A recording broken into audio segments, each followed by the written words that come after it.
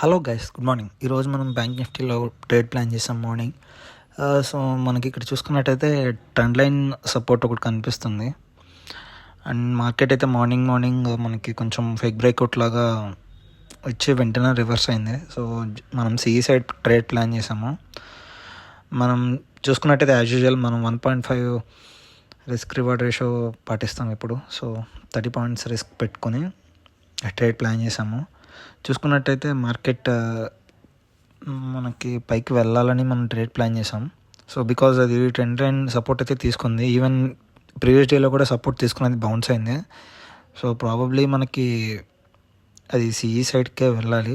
In case అది SL hit అయితే కనుక మనం క్లోజ్ చేస్తాం. సో ప్యారలల్గా నేను వేరేవి కూడా చెక్ చేశాను. సెన్సెక్స్ అన్నీ ఒకేలా ఉన్నాయి. So let's wait how our trade will goes. If SL hits will close the day. మనకి ఒక అడ్వాంటేజ్ ఏంటంటే రీసెంట్ టైమ్స్లో మనకి కొంచెం పాజిటివ్నెస్ వచ్చింది. లైక్ బీజేపీ గెలవటం కానీ ఢిల్లీలో, అండ్ ఆర్బీఐ నుంచి మంచి రెపో రేట్ తగ్గడం కానీ జరగడం. సో ఇవన్నీ కొంచెం మార్కెట్కి పాజిటివ్ న్యూసెసే. So for that we're hoping best actually. ఇప్పుడు చూసుకున్నట్టయితే మనకు వాల్యూమ్ కూడా బాగానే ఉంది. బట్